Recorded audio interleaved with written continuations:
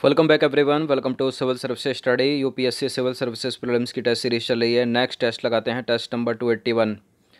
इस पूरी test series की प्लेलिस्ट बना रखी है, वहाँ पर आप टेस्ट नंबर 1 से लेकर 281 तक पहुँच सकते हो। लिंक भी इस वीडियो के नीचे डिस्क्रिप्शन बॉक्स में मिल जाएगा। चलिए स्टार्ट करते हैं। इस पूरे टेस्ट में 17 इम्पोर्टेंट MCQ हैं। कमेंट करके बताइएगा क्या किसी के 17 में से 17 करेक्ट हुए। क्वेश्चन नंबर 1 है, मानसून के संबंध में नीचे दिए गए कथनों पर विचार कीजिए। पहला स्टेटमेंट है, मानसून शब्द की उत्पत्ति अरबी भाषा से हुई है और मानसून का अर्थ एक वर्ष के दौरान वायु की दिशा में ऋतु के अनुसार परिवर्तन है। देखिए, मानसून की उत्पत्ति बिल्कुल अरबी भाषा से हुई है। अरबी भाषा के मौसम शब्द से उत्पन्न हुआ है मानसून। इसका अर्थ है एक वर्ष के दौरान वायु की दिशा में ऋतु के अनुसार परिवर्तन। तो दोनों के दोनों करेक्ट हैं, सी हो जाएगा इसका आंसर। तो देखिए, दोनों कथन सत्य हैं। मानसून की उत्पत्ति अरबी भाषा के शब्द मौसम से हुई है, जिसका अर्थ क्या है, मौसम, और मानसून का अर्थ एक वर्ष के दौरान वायु की दिशा में ऋतु के अनुसार परिवर्तन है। क्वेश्चन नंबर 2 है, नीचे दिए गए कथनों को ध्यानपूर्वक पढ़िए। 3 स्टेटमेंट है, बताना कि कौन सा करेक्ट है। मौसम एक विशेष समय में एक क्षेत्र के वायुमंडल की अवस्था को बताता है। जलवायु अपेक्षाकृत लंबे समय की किसी क्षेत्र की मौसम की अवस्थाओं तथा विविधताओं का योग है और मौसम तथा जलवायु दोनों के तत्व एक ही होते हैं। अच्छा, मौसम जलवायु के तत्व होंगे क्या वैसे? जैसे वर्षण हो गया, तापमान हो गया, ह्यूमिडिटी हो गई, यही है ना तत्व। करेक्ट हैं, एक ही होते हैं दोनों के। करेक्ट है, दूसरा भी करेक्ट है, पहला भी। मौसम छोटे समय के लिए और जलवायु जो है वो लंबे समय के लिए, क्लाइमेट। तो डी हो जाएगा उपरोक्त सभी। तो देखिए, उपरोक्त तीनों के तीनों कथन सत्य हैं। मौसम वायुमंडल की क्षणिक अवस्था है और मौसम एक विशेष समय में एक क्षेत्र के वायुमंडल की अवस्था को बताता है। मौसम की अवस्था प्रायः एक ही दिन में कई बार बदलती है और जलवायु का तात्पर्य एक विशाल क्षेत्र की लंबी समयावधि, जैसे 30 वर्ष से अधिक जिसमें देखा जाए तो, में मौसम की अवस्थाओं तथा विविधताओं का योग होता है और जलवायु में बदलाव 50 वर्षों अथवा इससे भी अधिक वर्षों में आता है। मौसम और जलवायु के तत्व जैसे तापमान, वायुमंडलीय दाब, पवन, आर्द्रता तथा वर्षण एक ही होते हैं। यह प्रश्न ऐसा है कि इसको इंटरव्यू की परीक्षा में पूछा जा सकता है। तो मौसम देखा जाए तो क्षणिक होता है और जलवायु एक लंबी प्रक्रिया है। क्वेश्चन नंबर 3 है, एशिया महाद्वीप में मानसूनी जलवायु मुख्यतः पाई जाती है। दक्षिण एशिया में, उत्तर पश्चिम एशिया में और दक्षिण पूर्वी एशिया में। किसमें? एशिया कॉन्टिनेंट ये है, देखिए इसमें पाई जाती है दक्षिण में, और इधर नहीं पाई जाती, ये पाई जाती है इधर, मतलब दक्षिण पूर्व में और दक्षिण में। तो मानसूनी जलवायु पाई जाती है एशिया में, दक्षिणी एशिया में और दक्षिण पूर्वी एशिया में। तो सी हो जाएगा इसका आंसर, 1 और 3।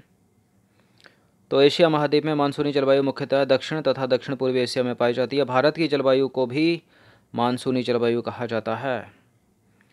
नंबर 4 है, भारतीय वर्षण की प्रादेशिक विविधताओं के संबंध में नीचे दिए गए कथनों पर विचार करना है। 3 स्टेटमेंट है, बताना है कि इनमें से कौन सा सत्य है। हिमालय में वर्षण मुख्यतः हिमपात के रूप में होता, मतलब बर्फबारी। हाँ, तो ये तो सभी को पता होगा ना। तमिलनाडु के तटीय प्रदेशों में वर्षा शरद ऋतु के आरंभ में होती है, लौटते मानसून से होती है ना, अक्टूबर नवंबर में। उत्तरी मैदान में वर्षा की मात्रा पश्चिम से पूर्व की ओर घटती जाती है। बनाते हैं इंडिया का सुंदर सा मैप, तो ये यहाँ बोल रहा है ये। तो इसमें देखिए, यहाँ सबसे ज़्यादा वर्षा इधर मशीनराम, मेघालय, नॉर्थ ईस्ट की तरफ होती है ना। अब पूरब से पश्चिम की तरफ घटती जाती है, ना कि पश्चिम से पूरब की तरफ, तो बढ़ेगी ना। तो गलत है ये वाला स्टेटमेंट, केवल 1 और 2 सही है। यहाँ पर 1 और 2 सही है, तो ए हो जाएगा इसका। तो देखिए, कथन 1 और 2 सही है केवल। हिमालय में वर्षण अधिकतर हिम के रूप में होता है तथा देश के सभी भागों में यह वर्षा के रूप में होता है। देश के अधिकतर भागों में जून से सितंबर तक वर्षा होती है, लेकिन तमिलनाडु के तटीय प्रदेशों में वर्षा शीत ऋतु के आरंभ में, मतलब अक्टूबर नवंबर में होती है। तीसरा गलत है, क्योंकि भारत के उत्तरी मैदान में वर्षा की मात्रा सामान्यतः पूरब से पश्चिम की ओर घटती है, ना कि पश्चिम से पूर्व की ओर। वार्षिक वर्षण मेघालय में 400 सेंटीमीटर से अधिक है, जबकि लद्दाख हो गया, पश्चिमी राजस्थान में 10 सेंटीमीटर से भी कम है। यह विभिन्नता लोगों के जीवन में विविधता लाती है और उनके भोजन, वस्त्र और घर अलग अलग होते हैं। क्वेश्चन नंबर 5 है, किसी क्षेत्र की जलवायु को नियंत्रित करने वाले प्रमुख कारक इनमें से कौन कौन से हैं, बता दीजिए जल्दी। ये मोस्ट इंपॉर्टेंट प्रश्न है। इस प्रश्न पर हम चर्चा पहले भी कर चुके हैं, क्योंकि ये फेवरेट होते हैं यूपीएससी के और साथ ही साथ स्टेट पीसीएस के। अधिकतर कन्फ्यूज़न होता है विद्यार्थियों में देशांतर और अक्षांश को लेकर। समुद्र से दूरी तो है, तुंगता ऊंचाई भी है, वायु दाब भी है, तो इसमें देशांतर नहीं है, अक्षांश है। देशांतर कितनों का एलिमिनेट करता? 3 में है ना, 2 को कर देता ना, आपका काम आसान कर देता। तो सी हो जाएगा इसका 1 to 4, क्योंकि वायुदाब भी इसमें शामिल है। तो किसी क्षेत्र की जलवायु को नियंत्रित करने वाले 6 प्रमुख कारक कौन कौन से हैं? अक्षांश 1, वायुदाब 2, पवन तंत्र 3, समुद्र से दूरी 4, महासागरीय धाराएं 5 और तुंगता, ऊंचाई और उच्चवाच।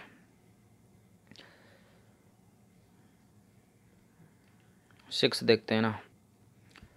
क्वेश्चन नंबर 6 है, मौसम से संबंधित महाद्वीपीय अवस्था का तात्पर्य क्या है? मौसम से संबंधित महाद्वीपीय अवस्था का तात्पर्य क्या है? गर्मी में कम गर्मी, ठंडी में अधिक ठंड, या फिर गर्मी में अधिक गर्मी, ठंडी में कम ठंड, या गर्मी में कम गर्मी, ठंड में कम ठंड, और गर्मी में बहुत गर्मी तथा ठंडी में बहुत अधिक ठंड। क्या? देखिए इसका उत्तर हो जाएगा गर्मी में बहुत अधिक गर्मी और ठंडी में बहुत अधिक ठंड, मौसम से संबंधित महाद्वीपीय अवस्था। तो समुद्र पर जलवायु का समकालीन प्रभाव पड़ता है। जैसे जैसे समुद्र से दूरी बढ़ती जाती है, प्रभाव कम होता जाता है एवं लोग विषम मौसमी अवस्थाओं को महसूस करते हैं और इसे महाद्वीपीय अवस्था कहते हैं। अर्थात गर्मी में बहुत अधिक गर्मी तथा सर्दी में बहुत अधिक ठंडी महसूस होती है। क्या हो गया ये? महाद्वीपीय अवस्था। क्वेश्चन नंबर 7 है, निम्नलिखित कथनों में से कौन सा कथन सत्य है? 3 स्टेटमेंट है यहाँ पर बताना है आपको। देखिए, भारत की जलवायु में उष्णकटिबंधीय और उपोष्णकटिबंधीय दोनों जलवायु की विशेषताएं उपस्थित हैं। भारत में कर्क रेखा के उत्तरी भाग में कम दैनिक एवं वार्षिक तापांतर पाया जाता है। भारत के दक्षिणी भाग में उच्च दैनिक तथा वार्षिक तापांतर के साथ विषम जलवायु पाई जाती है। देखिए पहला तो करेक्ट है, भारत की जो जलवायु है वो उष्णकटिबंधीय एवं उपोष्णकटिबंधीय दोनों तरह की है। अब इंडिया का मैप जल्दी से बना लीजिए। देखिए 23.5 डिग्री उत्तरी अक्षांश भारत के बीचों बीच से होकर गुजरती है, देखा जाए तो 8 राज्यों से होकर। अब नीचे जो इक्वेटर है ना, जो उत्तरी गोलार्ध दक्षिणी गोलार्ध को अलग करती है, इक्वेटर से तो ऊपर है ना इंडिया, तो यहाँ पर सबसे ज़्यादा बारिश पड़ती है, सबसे ज़्यादा रेनफॉल है। तो इसका जो दक्षिणी भाग है, यहाँ ये इक्वेटर के ज़्यादा पास है क्या? इसका उत्तरी भाग कर्क रेखा का ऊपर वाला उत्तरी हो गया, नीचे वाला दक्षिणी, तो यहाँ अधिक गर्मी पड़ेगी ना। तो इनको इंटरचेंज कर दो तभी गलत मतलब करेक्ट होंगे। अभी ये गलत है दोनों के दोनों स्टेटमेंट, केवल पहला यहाँ पर सही है, तो ए हो जाएगा इसका। तो देखिए केवल एक कथन सत्य है, क्योंकि कर्क रेखा देश के मध्य भाग से होकर गुजरती है। इस प्रकार भारत का उत्तरी भाग शीतोष्ण कटिबंध में और कर्क रेखा के दक्षिण में स्थित भाग उष्ण कटिबंध में पड़ता है। अतः भारत की जलवायु में उष्ण कटिबंधीय जलवायु एवं उपोष्ण कटिबंधीय दोनों की विशेषताएं उपस्थित हैं। दूसरा गलत है, क्योंकि भारत का दक्षिणी भाग कर्क रेखा के दक्षिण में स्थित है, जो उष्ण कटिबंधीय क्षेत्र में पड़ता है। उष्ण कटिबंधीय क्षेत्र भूमध्य रेखा के अधिक निकट होने के कारण पूरे वर्ष ऊंचे तापमान तथा कम दैनिक और वार्षिक तापांतर का अनुभव करता है, न कि उत्तर भाग में कम दैनिक एवं वार्षिक तापांतर। तो ये जो लिखा है ना उत्तर भाग में, तो ये दक्षिण भाग में है, उत्तर में नहीं है। अब देखिए तीसरा भी गलत है, क्योंकि कर्क रेखा के उत्तर में स्थित भारत के उत्तरी भाग में भूमध्य रेखा से दूर होने के कारण उच्च दैनिक तथा वार्षिक तापांतर के साथ विषम जलवायु पाई जाती है। इसने गलत है ये वाला भी स्टेटमेंट, तीसरा भी और दूसरा भी। चलिए क्वेश्चन नंबर 8 है, भारतीय जलवायु के संबंध में हिमालय पर्वत की भूमिका से संबंधित नीचे दिए कथनों पर विचार करना है। देखिए हिमालय पर्वत एक जलवायु विभाजक की भांति कार्य करता है और हिमालय पर्वत भारतीय उपमहाद्वीप में वर्षा का कारण बनता है।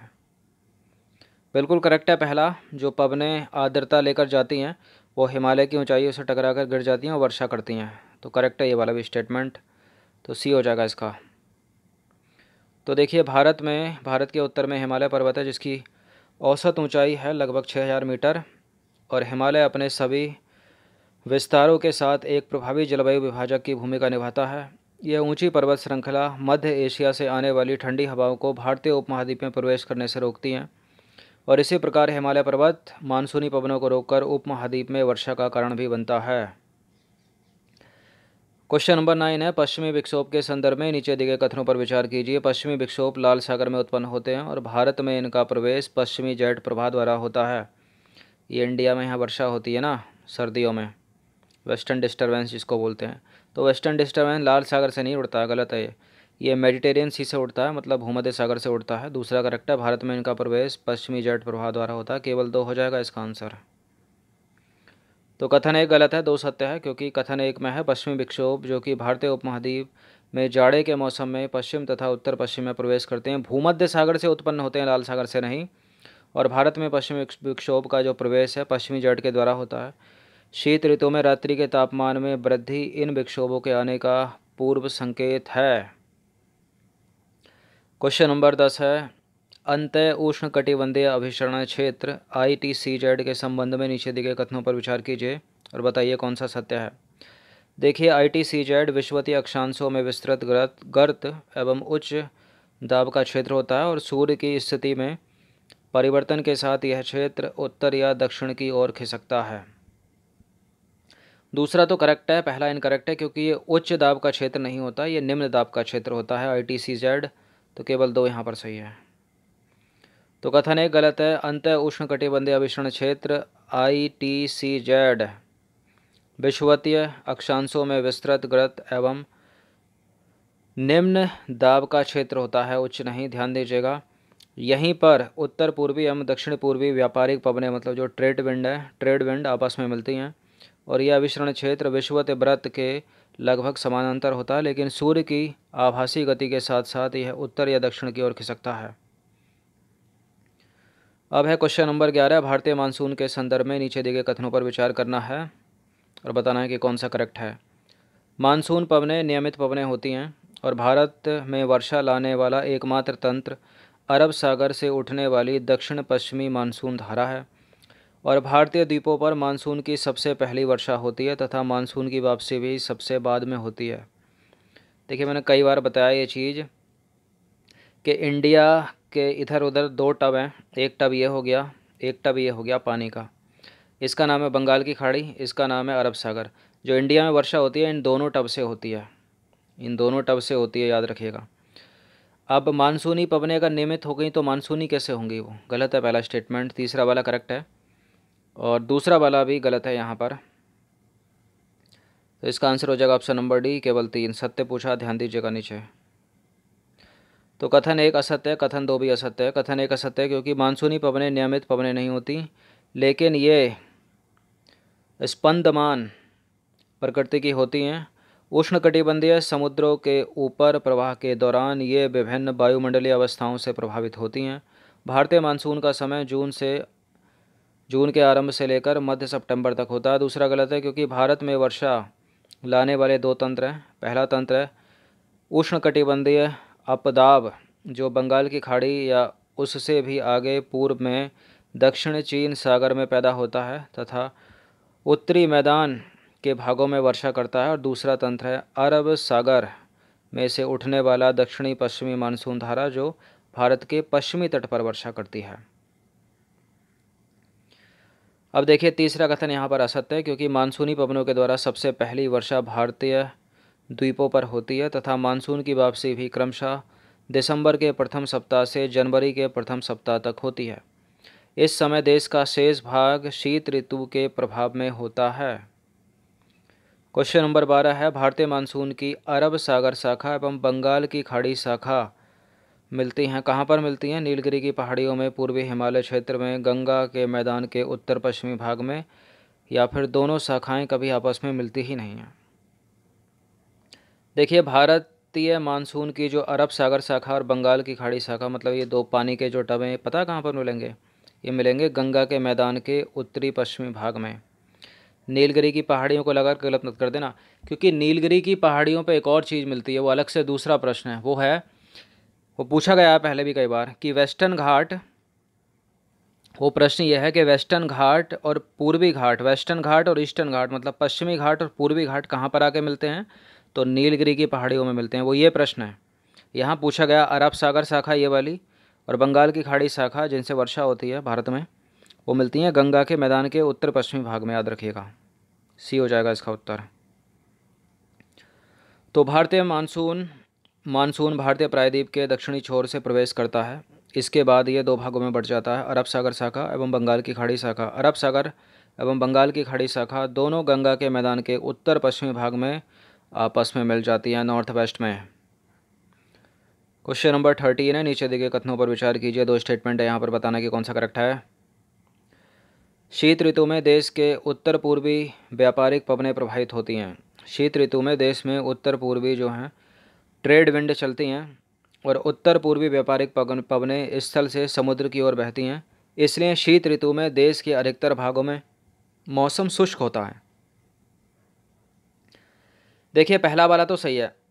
अब उत्तर पूर्वी व्यापारिक पवनें अगर स्थल से समुद्र की ओर चलेंगी, स्थल से समुद्र की ओर लिखा है ना, स्थल से समुद्र की ओर, हाँ ठीक है भाई, दूसरा भी सही है। मेरे को लगा समुद्र से स्थल की ओर। अगर समुद्र से स्थल की ओर चलेंगी तो शुष्क रहेगा ही नहीं है, फिर तो आर्द्र हो जाएगा ना। लेकिन ये चलती हैं स्थल से समुद्र की ओर तो शुष्क हो गया, सारी आर्द्रता ले गई, समुद्र की तरफ ले गई ना, तो बिल्कुल समुद्र की तरफ ले गई तो शुष्क हो गया। करेक्ट है, दूसरा भी करेक्ट है, पहला भी। इसका आंसर हो जाएगा option number C, both are correct. तो देखिए उपरोक्त दोनों के दोनों सत्य हैं। शीत ऋतु में देश के उत्तर पूर्वी व्यापारिक पवनें प्रवाहित होती हैं और ये पवनें स्थल से समुद्र की ओर बहती हैं, इसलिए देश के अधिकतर भागों में शुष्क मौसम होता है, क्योंकि आर्द्रता ले जाती है ना। इन पवनों के कारण कुछ मात्रा में वर्षा तमिलनाडु के तट पर होती है, क्योंकि वहाँ ये पवनें समुद्र से स्थल की ओर बहती हैं और देश के उत्तरी भाग में एक कमज़ोर उच्च दाब का क्षेत्र बन जाता है, जिसमें हल्की पवनें इस क्षेत्र से बाहर की ओर प्रवाहित होती हैं। उच्च वाच से प्रभावित होकर ये पवनें पश्चिम तथा उत्तर पश्चिम में गंगा घाटी की ओर बहती हैं। सामान्यतः इस मौसम में आसमान साफ रहता है, तापमान तथा आर्द्रता कम एवं पवनें शिथिल तथा परिवर्ती होती हैं। क्वेश्चन नंबर 14 है, ग्रीष्म ऋतु में आने वाले कुछ स्थानीय तूफानों और उनसे लाभान्वित फसलों के संदर्भ में कौन सा युग्म सही सुमेलित है। आम्र वर्षा के सामने आम लिखा है, फूलों की बौछार के सामने चाय पटसन, काल वैशाखी के सामने कहवा, कौन सा करेक्ट है इसमें। देखिए आम्र वर्षा आम के लिए सही होती है, करेक्ट है ये तो, लेकिन फूलों की बौछार कहवा के लिए होती है, काल वैशाखी चाय पटसन के लिए होती है, दोनों गलत हैं, केवल एक सही यहाँ पर है।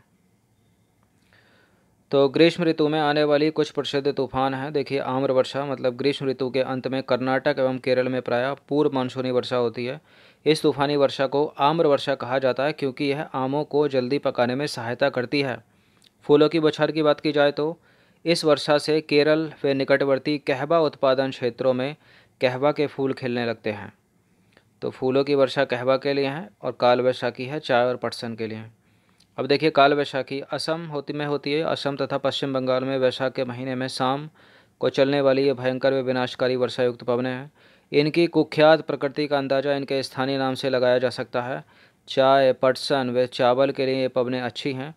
असम में इन पवनों को बारदोली छीड़ा कहा जाता है। एक चीज़ है लू। लू क्या है? भारत के उत्तरी मैदान में पंजाब से बिहार तक चलने वाली ये शुष्क, गर्म व पीड़ादायक पवनें होती हैं। क्वेश्चन नंबर 15 है, विश्व में सर्वाधिक वर्षा कहाँ पर होती है। तो लॉलीपॉप जैसा प्रश्न है, ये तो पढ़ा होगा ना आपने 4th क्लास में, 5th में। तो मसिनराम मेघालय में होती है। कभी इसका पहले आंसर चेरापूंजी हुआ करता था। तो मसिनराम विश्व का सबसे अधिक वर्षा वाला क्षेत्र है तथा यह अपने स्टेलेग्माइट और स्टेलेक्टाइट गुफाओं के लिए प्रसिद्ध है। क्वेश्चन नंबर 16 है, भारत के किन क्षेत्रों में वर्षा 200 सेंटीमीटर या उससे अधिक होती है। बताइए भारत के किन क्षेत्रों में वर्षा 200 सेंटीमीटर या उससे अधिक होती है और यहाँ पाए जाते हैं कौन से वन? ट्रॉपिकल एवरग्रीन फॉरेस्ट, उष्णकटिबंधीय सदा हरित वन, या जिनको बोलते हैं उष्णकटिबंधीय सदाबहार वन। तो वेस्टर्न घाट में तो होती है ये। मेघालय की पहाड़ियों में तो होती है मसिनराम मेघालय। कोरोमंडल तट पे होती है क्या? नहीं, यहाँ तो कोरोमंडल तट तमिलनाडु का दक्षिण वाला नहीं, गिनी चुनी होती है और लौटते हुए मानसून से होती है वो भी। उत्तर पूर्व के उप हिमालय क्षेत्र में होती है, यहाँ पर भी पाए जाते हैं ट्रॉपिकल एवरग्रीन फॉरेस्ट, क्योंकि 200 सेंटीमीटर से अधिक वर्षा है। इसका उत्तर क्या हो जाएगा फिर? 1 3 4 1 3 4, दो को एलिमिनेट करिए। तो भारत में 200 सेंटीमीटर या उससे अधिक वर्षा पश्चिमी तट पे होगी, मतलब वेस्टर्न घाट पे होगी, पश्चिमी तट पे होगी और वेस्टर्न घाट पे होगी, और उत्तर पूर्व के उप हिमालय क्षेत्र, उप हिमालय क्षेत्र और मेघालय की पहाड़ियों पर होती है। अब है क्वेश्चन नंबर 17, भारत के किन क्षेत्रों में 50 सेंटीमीटर से कम वर्षा होती है। पूर्वी राजस्थान या पश्चिमी राजस्थान, लद्दाख, गुजरात, किसी ना किसी में से तो होती है। कन्फ्यूजिंग पेयर कौन सा है? पूर्वी राजस्थान और पश्चिमी राजस्थान। अच्छा, एक प्रश्न अभी कराया था, दूसरा तीसरा चौथा था वो, उसकी एक्सप्लेनेशन अगर आपने अच्छे से करेक्ट कर पढ़ी होगी, अभी पढ़ाते हुए सुनी होगी, तो 17वां प्रश्न ये करेक्ट कर ले जाओगे आप। तो भारत के किन क्षेत्रों में 50 सेंटीमीटर से कम वर्षा होती है? एक तो लद्दाख हो गया, इसमें तो 10 सेंटीमीटर 15 सेंटीमीटर ऐसे होती है।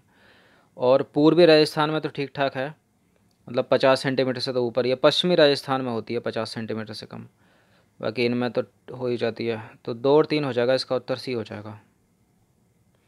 तो देखिए, प्रायद्वीप भारत के कुछ भागों में विशेष रूप से आंध्र प्रदेश हो गया, कर्नाटक हो गया और महाराष्ट्र तथा लद्दाख एवं पश्चिमी राजस्थान के अधिकतर भागों में 50 सेंटीमीटर से कम वर्षा होती है। पूर्वी राजस्थान और गुजरात में वर्षा 50 से 100 सेंटीमीटर के बीच होती है, इसलिए पूर्वी राजस्थान और गुजरात कट जाएगा। 50 सेंटीमीटर से कम पूछा है तो उत्तर हो जाएगा लद्दाख और पश्चिमी राजस्थान, तो सी हो जाएगा इसका उत्तर। तो 17 इंपॉर्टेंट प्रश्न थे, अच्छे से इसका रिवीजन कर लीजिएगा। कमेंट करिए क्या 17 में से 17 किसी के सही हुए क्या।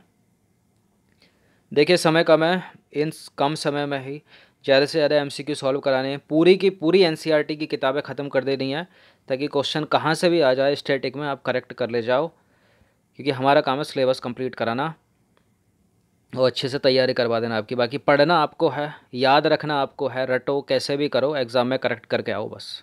धन्यवाद।